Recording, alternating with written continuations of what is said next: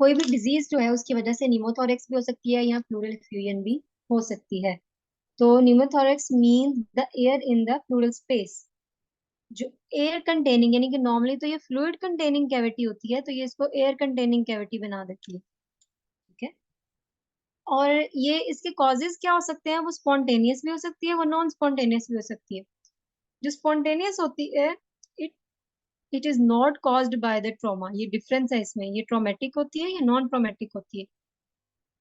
जो स्पॉन्टेनियस होती है वो क्या कहते हैं, किसी भी डिजीज की वजह से हो सकती है। और जो ट्रॉमेटिक होती है, यानी कि अगर पेशेंट का एक्सीडेंट हुआ और उसकी वजह से कोई चीज लग गई है चेस्ट कैविटी में, तो उसने प्लूरा को डैमेज कर दिया है, तो उसकी वजह से आपका स्पॉन्टेनियस आपकी हो सकती है। ठीक है। जो स्पॉन्टेनियस होती है उसको भी आगे फर्दर टू में डिवाइड किया हुआ है। Number one primary, number two secondary. जो प्राइमरी होती है ना, वो आप कह लें कि किसी भी अंडरलाइंग डिजीज के बगैर होती है। ठीक है। लेकिन वो रप्चर हो सकता है कि उसका ये प्लूरा का ही डिजीज कोई हो, प्लूरा की कोई चीज यहाँ से जो है वो ये डैमेज हो गई और उसकी वजह से यहाँ पे एयर जो है बाहर से चली गई हो, चेस्ट कैविटी से या मिडेस्टिनम से। ठीक है। Without underlying cause. जबकि सेकेंडरी जो है इसके इसमें अंडरलाइंग कॉज होता है, वो सीओपीडी हो सकता है। सीओपीडी क्या होता है कि नॉर्मली मैंने आपको बताया था कि हमारे लंग का स्ट्रक्चर जो है वो ऐसे हमें पार्टीशन नजर आ रही होती है, लेकिन जो स्मोकर्स होते हैं उनमें फुल जेट ब्लैक कलर होता है, वो उसको हम सीओपीडी, हमें पता लग जाता है ये स्मोकर्स चेस्ट है, तो उसको हम सीओपीडी कह देते हैं। उसी पे आपने असाइनमेंट बनानी है, क्रॉनिक ऑब्स्ट्रक्टिव पल्मोनरी डिजीज। ठीक है।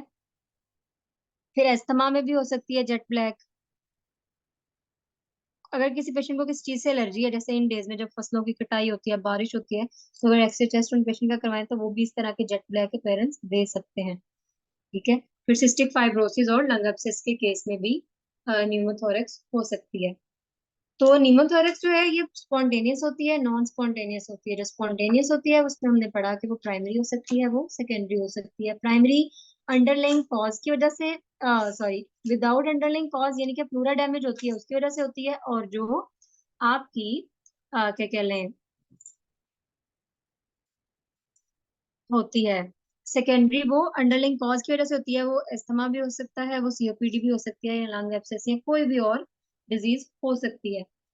और जो ट्रोमेटिक नॉन स्पॉन्टेनियस है वो ट्रोमेटिक न्यूमोथोरेक्स होती है। इसमें क्या होता है, ये प्लूरल फ्लूइड की कह लें कि वो ट्रॉमा हो सकता है। प्लूरल फ्लूइड हम लोगों ने अगर एस्पिरेट किया है, या रोड ट्रैफिक एक्सीडेंट हुआ है, आरटीए हुआ है, यहाँ प्लूरल फ्लूइड, सॉरी फ्लूइड जो है उसकी एस्पिरेशन की कॉम्प्लिकेशन आप लिख सकते हैं। क्योंकि अगर आपने यहाँ से निडल लेके गए हैं, प्लूरल फ्लूइड कहाँ गया, निडल आप लेके गए हैं तो उसने यहाँ तक जाके डैमेज कर दिया, तो वो यहाँ पे एयर चली जाएगी बाहर से। यहाँ प्लूरल स्पेस में भी एयर यहाँ से गई है ना, तो इधर से भी एयर जा सकती है और स्मॉल होल के जरिए भी। लेकिन वो माइल्ड प्लूरल फ्यूजन होगी, वो नॉर्मली खुद से भी सेटल हो जाती है। ठीक है। तो ये थी कुछ टाइप्स, ये हैं कि मतलब होती किस तरह से है। अब इसके अलावा इसके जब ये डेवलप हो जाती है तो उस बेस पे भी इसकी उन्होंने थ्री टाइप्स बनाई हुई है। नंबर एक क्लोज्ड, जो कि ये अगर तो प्लूरल एफिशिएंट की वजह से उसकी ड्रेनेज की वजह से हुई है, उसकी कॉम्प्लिकेशन की वजह से कह लें, यस, तो उसको भी हम क्या कहते हैं, और खुद हील हो जाती है, उसको कह देते हैं क्लोज्ड न्यूमोथोरेक्स। और ये किस वजह से होती है, ये ओपनिंग इन लंग, यानी कि यहाँ से इस ओपनिंग, यहाँ ओपनिंग बन जाती है इस एरिया में, और वो एयर आ जाती है इन लंग, और वो रैपिडली हील हो जाती है ये।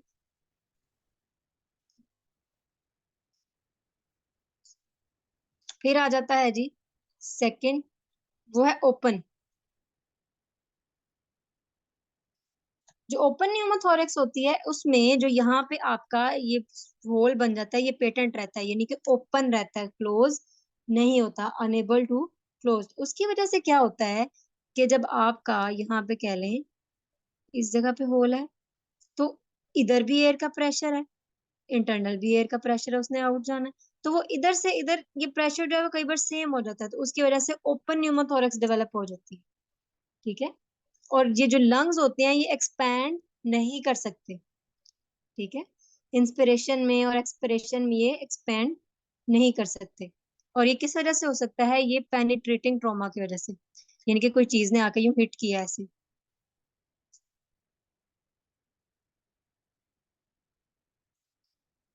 फिर आ जाता है third form, tension pneumothorax. Tension भी सेम होता है इसी तरह, उसमें लेकिन क्या होता है कि आपके लंग्स में जब ये प्लूरा में भी एयर है, तो एक प्रेशर यहाँ पे डेवलप हो रहा है, एक इधर इनवर्ट इसका प्रेशर है। क्या होता है कि ये वन वे वाल्व की तरह एक्ट कर रहा था, यानी कि ये प्रेशर भी इस तरफ को आ रहा होता है, ये प्रेशर इसको ऊपर लंग के ऊपर इतना इफेक्ट कर रहा था कि यहाँ से जो है क्या कहते हैं, इंस्पिरेशन तो हो जाती है। ठीक है, पेशेंट जो है वो इंस्पायर तो कर लेता है एयर को, लेकिन वो इस एयर को बाहर नहीं जाने देता।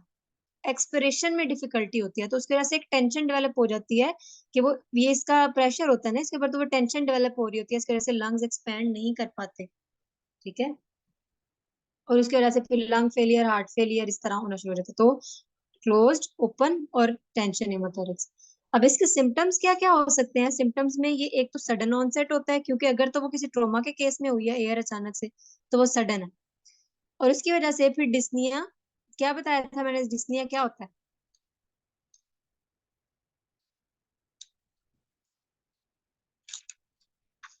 डिस्निया क्या होता है?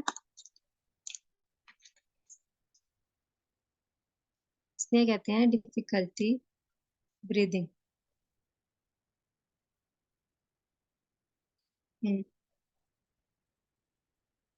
ब्रीदिंग यानी कि सांस लेने में पेशेंट को प्रॉब्लम हो रही होती है। ठीक है। अब ये इनके टाइप्स के लिहाज से होता है, क्लोज के केस में डिस्निया इतना स्वेयर नहीं होगा, खुद ही ठीक हो जाएगा। ओपन के केस में माइल्ड सा होगा, ट्रोमेटिक सॉरी टेंशन के केस में बहुत ज्यादा होगा। ठीक है। और साइनोसिस भी फिर उसकी वजह से साइनोसिस हो सकती है। साइनोसिस क्या होता है?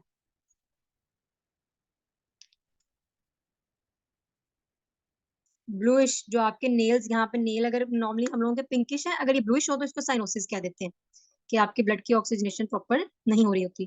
टेकिकार्डिया, टेकिकार्डिया कहते हैं इंक्रीज्ड हार्ट रेट। ठीक है। और अगर डिक्रीज का हार्ट रेट है तो वो ब्रेडिकार्डिया, हम इंशाल्लाह जो है वो सीवीएस में पढ़ेंगे। फिर हाइपरटेंशन हो सकती है, ब्लड प्रेशर कम हो ठीक है। और देखें, जब लंग एक्सपैंड नहीं कर रहे, एक्सपायर नहीं कर पा रहे, तो उसकी वजह से साइनोसिस डेवलप होती है, क्योंकि ऑक्सीजनेशन नहीं होती ना, तो उस वजह से ब्लूइश नेल हो जाते हैं, या कह लें लिप्स भी ब्लू हो जाते हैं पेशेंट्स के।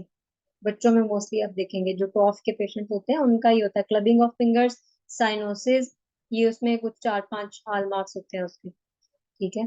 तो इसमें भी आपको क्या मिलेगा? एक तो सडन ऑनसेट होगा, फिर डिस्निया हो सकता है, और difficulty in breathing, cyanosis, tachycardia, और इसकी वजह से डिस्प्लेसमेंट ऑफ ट्रेकिया भी हो सकती है अगर हम एक्सरे करवाएंगे।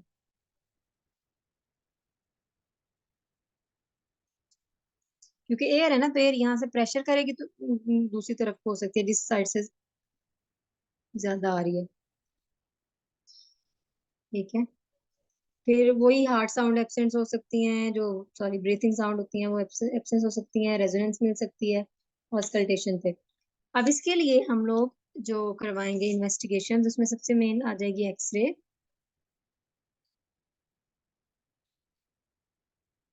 एक्सरे पे आपको एयर मिलेगी। ठीक है। सीटी भी करवाएंगे, सीटी पे भी सेम आपको मिलेगा इस तरह। ठीक है।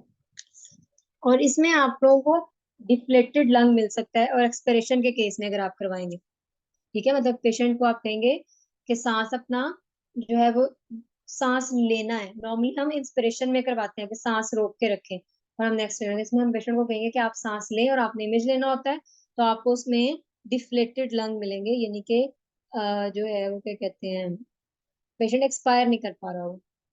ठीक है। फिर आप जो है वो क्या कहते हैं, आपको एक्सरे पे मेडिसिनल डिस्प्लेसमेंट मिल सकती है, ट्रेकिया की डिस्प्लेसमेंट मिल सकती है। यानी कि मेन इसमें आपने सिर्फ ये इमेजिंग की करवानी है, एक्सरे और सीटी, क्योंकि एयर है ना, तो एयर इन्हीं दोनों चीजों पे आपको मिलेगी। ठीक, कई बार ऐसा होता है अल्ट्रासाउंड पे आपको ये बाय चांस, मतलब अगर पेशेंट का जो क्या कह लें ट्रॉमा होता है, ट्रॉमा के केस में भी फोकस अल्ट्रासाउंड करवाते हैं ना, इमरजेंसी में जो अल्ट्रासाउंड कराते हैं, तो कई बार उस केस में उस अल्ट्रासाउंड में मिल सकता है कि भाई एयर है चेस्ट में या प्लूरल स्पेस में। इसकी मैनेजमेंट जो है ना वो कोई भी इस तरह से नहीं होती कि आप इसमें ट्रीटमेंट कर रहे हैं किसी मेडिकेशन के जरिए। इसकी मैनेजमेंट जो है वो जस्ट ऑब्जर्वेशन है। अगर तो स्मॉल है, स्मॉल यानी कि लेस देन 15%, अगर उसने एक्सरे पे इस एरिया का 15% है, ये लेस देन 15% है, तो उस पे आप क्या करेंगे? No treatment, just observation, just observe. फिर आ जाता है मीडियम। जो मीडियम वाला होता है ये ग्रेटर देन एक्सरे पे 15 to 50% होता है, या ग्रेटर देन 50। ठीक है, तो इसमें आपने क्या करना है कि 16 गेज का, जो मीडियम वाली है उसमें आपने 16 गेज का कैनुला अटैच करना है पेशेंट के जो है क्या कहते हैं चेस्ट कैविटी में ना। जैसे हम प्लूरल फ्लूइड की करते हैं ना एस्पायरेशन, इस तरह हमने उस एयर को वहां से एस्पायर करना है। तो 16 गेज कैनुला आपने अटैच करके फिर उसके बाद 3 वे एक्सटेंशन आपने अटैच करनी है, और बैक से वहीं पे जाना है जहाँ पे आपने प्लूरल फ्लूइड के लिए आप जाते हो स्पेस में, जाके वहां से एयर को निडल के जरिए आपने रिमूव करते जाना है। ठीक है, लेकिन अगर क्या कहते हैं आपको इस केस में आपको जो है वो क्या कह रहे हैं किसी डिजीज की वजह से हो रहा है, तो आपने साथ एंटी ट्यूबरकुलस थेरेपी भी स्टार्ट करवा देनी है। ठीक है, क्योंकि आपको पता है कि वो बैक्टीरियल इन्फेक्शन की वजह से होता है, तो अगर आप पेशेंट की एयर एयर चली गई है उसमें, तो आपको पता है एयर बॉर्न कोई भी जो है वो बेसिल या माइकोबैक्टीरियम जा सकता है, तो इस वजह से आपने एंटी ट्यूबरकुलस थेरेपी पेशेंट को स्टार्ट करवा देनी है। जैसे जैसे इन केसेस में प्लूरल एफ्यूजन और न्यूमोथोरेक्स के केस में ऐसा होता है कि जैसे जैसे आप फ्लूइड यहाँ एयर यहाँ से रिमूव करते हैं, पेशेंट का सांस सही होता जाता है, यानी कि उसको सांस लेने में जो प्रॉब्लम हो रही होती है, डिस्निया हो रहा होता है, वो डिमिनिश हो जाता है। ठीक है, और फिर इसके अलावा जो है क्या कहते हैं, अगर तो स्वेयर वाला हो गया, ये तो था मीडियम, लेकिन अगर ये स्वेयर हो गया तो उसके लिए बेटा आपको सर्जरी करवानी पड़ती है, यानी कि चेस्ट को ओपन करके तो उस एयर को रिमूव करना होता है। ठीक है, क्लियर है ये topic?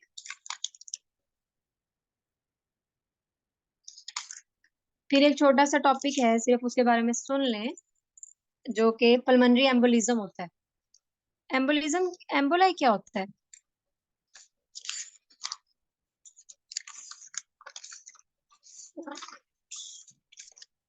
Pulmonary embolism, close pneumothorax, मैंने आपको ये बताया था कि अगर आपके जो लंग्स हैं, यहाँ पे बाहर भी एयर है, वो एयर भी अपना प्रेशर डाल रही है, और जो लंग्स के अंदर है वो भी इस तरह प्रेशर डाल रही है, तो इस प्रेशर की वजह से जो गैसेस एक्सचेंज है वो ही नहीं हो रहा होता, यानी कि ना लंग्स जो है वो इंस्पायर कर पा रहे हैं, लंग्स जो है वो एक्सपायर कर पा रहे हैं, तो उसको हम कह देते हैं close pneumothorax. Sorry, close pneumothorax जो होती है वो स्मॉल होती है, मैं आपको ओपन का बताने लगी। जो क्लोज होती है वो ये हो सकता है कि आपकी ये प्लूरा में स्मॉल सा कोई सुराख हो गया है, वो आपकी नीडल की वजह से भी हो सकता है, जो आपने प्लूरल एफ्यूजन को रिमूव करने के लिए लिया है, तो वो उसके उस जगह से एयर यहाँ पे चली गई है। ठीक है, या वो इस प्लूरा के इस एरिया में हो गया तो वो लंग में चली गई है, तो ये दोनों टाइप्स हैं जो क्या कहते हैं निमोथोरेक्स की। फिर इसके बाद आपका आ जाता है जी ओपन न्यूमोथोरेक्स। ओपन का वो जो मैंने पहले आपको बताया कि इधर से भी प्रेशर आ रहा है, इधर से प्रेशर आया, तो इंस्पिरेशन और एक्सपिरेशन में प्रॉब्लम होती है पेशेंट को, वो एक्सपैंड ही नहीं कर पाते। फिर आ जाता है आपका एक क्या कहते हैं टेंशन। टेंशन के केस में ये होता है कि यहाँ से तो प्रेशर लग रहा है, और पेशेंट जो है वो इंस्पायर तो कर लेता है एयर को, लेकिन वो उसको एक्सपायर नहीं कर पा रहा, यानी कि बाहर नहीं जा पा रहा। तो वो लंग्स जो है वो बहुत ज्यादा एक्सपैंड हो जाएंगे, वॉल्यूम इंक्रीज हो जाएगा एयर का इन द लंग्स, तो उसको हम कह देते हैं टेंशन न्यूमोथोरेक्स। ठीक है, वो सीओपीडी के पेशेंट्स में हो सकता है, या आप कह लें तो किसी भी अंडरलाइंग कॉज की वजह से हो सकता है। तो हम पढ़े थे पल्मोनरी एम्बोलिज्म के बारे में।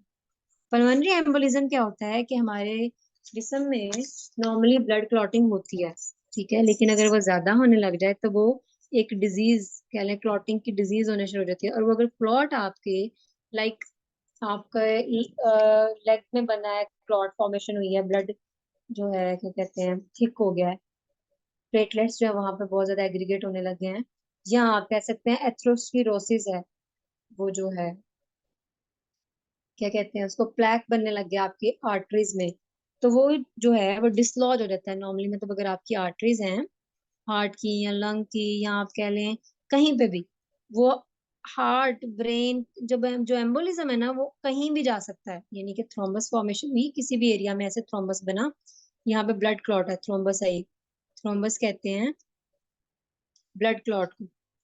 ऐसे एक वेसल में ब्लड क्लॉट फॉर्मेशन हो गया, अब वो ब्लड का क्लॉट जो है यहाँ से डिसलॉज हुआ और वो कहीं पे भी मूव कर गया, तो अगर वो मूव करके आपकी लेट्स सपोज यूं ऐसे पल्मोनरी आर्टरी ऐसे होती है, वो आगे फिर राइट और लेफ्ट में ये मेन पल्मोनरी आती है, मेन पीए, और फिर सेडल यहाँ बनाती है, और ये अगर राइट और लेफ्ट लंग में चली जाती है, या राइट लेफ्ट पल्मोनरी आर्टरीज में डिवाइड हो जाती है।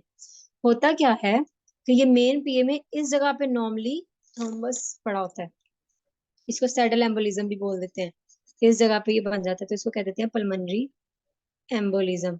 यानी कि ये थ्रोम्बस कहीं से बना, डिसलॉज हुआ, डिसलॉज होकर इस पल्मोनरी सर्कुलेशन में आ गया और यहाँ पे आके रिजाइड कर लिया इसने, तो इसको कह देते हैं पल्मोनरी एम्बोलिज्म। ठीक है,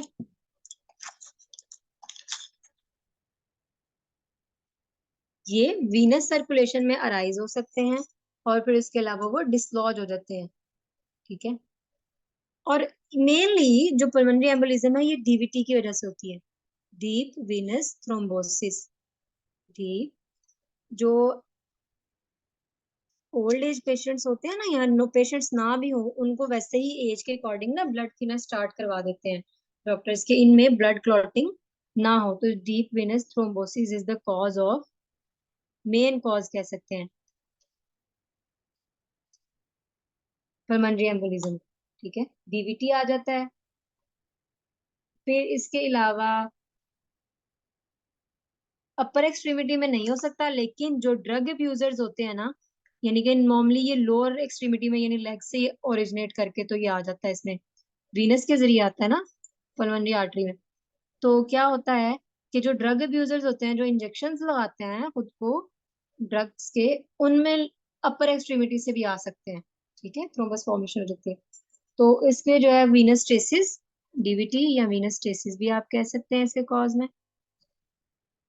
फिर जनाब आप कह लें कोई इंजरी हो सकती है वीनस, या ट्रॉमा हो गया है उसको।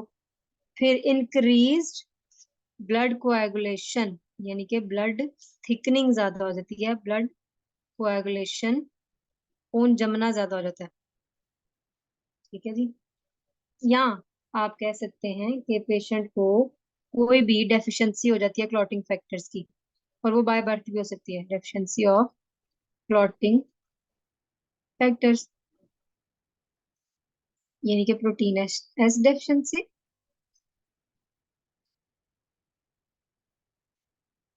या एंटीथ्रोम्बिन 3। ठीक है जी, तो ये कॉजेज हैं इसके।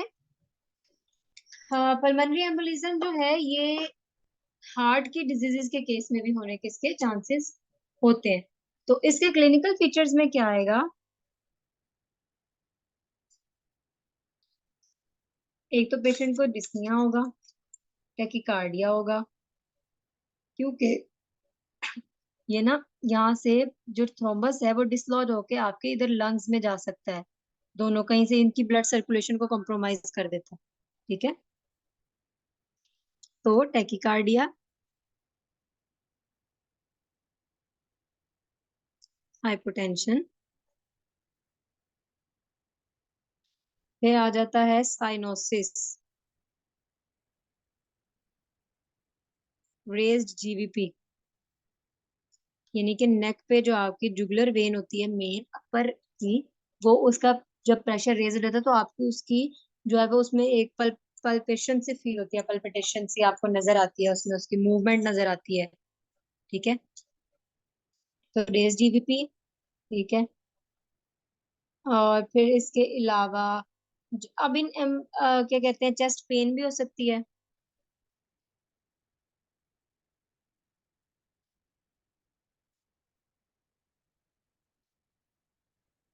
नॉर्मली तो इस तरह से इंफॉर्क्शन यहाँ यहाँ पे ये एम्बुलेंस अगर यहाँ पे आके कहीं से ट्रेवल करके आके यहाँ बैठ गया तो ये आगे नहीं जाता, लेकिन अगर वो एम्बुलेंस पहले ही मतलब कहीं से ट्रेवल करके आएगा तो उसके हार्ट में जाने, सॉरी हार्ट में और लंग्स में जाने के चांसेस होते हैं, तो वहां पे उस एरिया का जाके इन्फार्क्ट कर देते हैं, यानी कि जब यहाँ पे आर्टीरियल किसी भी ब्लॉकेज कर देंगे तो वो उस एरिया का इन्फार्क्ट बन जाता है।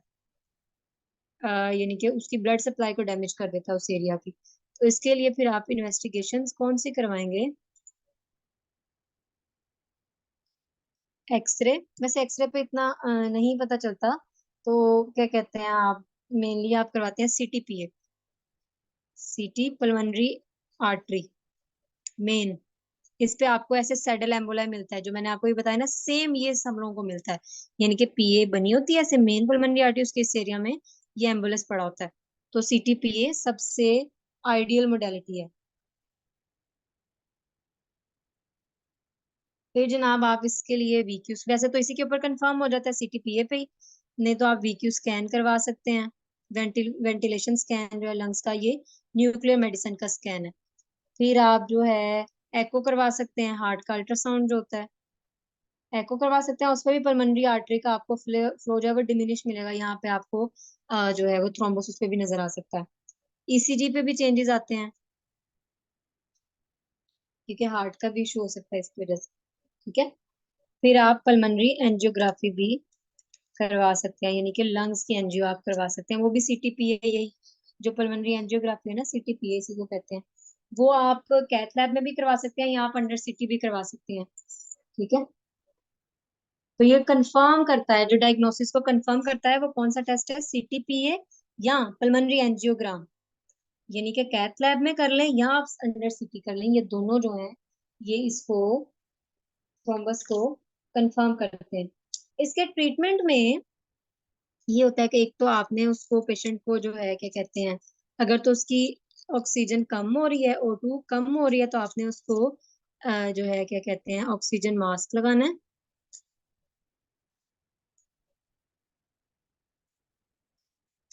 और फिर इसके बाद अगर हाइपोटेंशन है, आपने इसको नॉर्मल सलाइन चला देना है।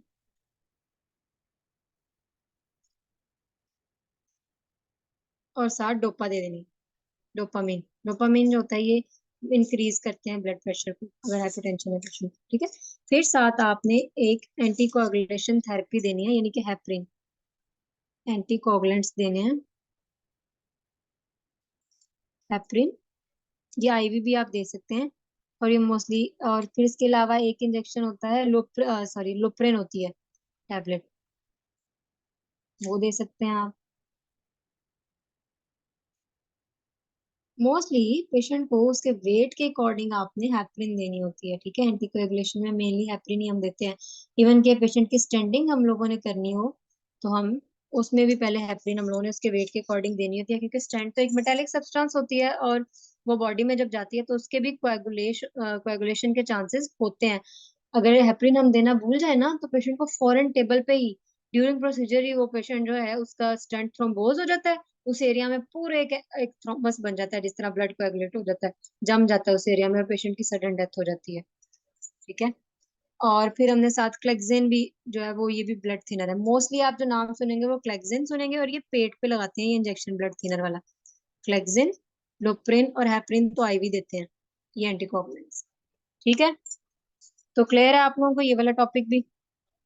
हमारा जो है वो पल्मोनरी का खत्म हो गया। अब आपके जो 3 टॉपिक्स दिए हैं आपको, उसकी असाइनमेंट आपने सबमिट करवानी है, इंशाल्लाह संडे को आपका टेस्ट होगा। कोई क्वेश्चन?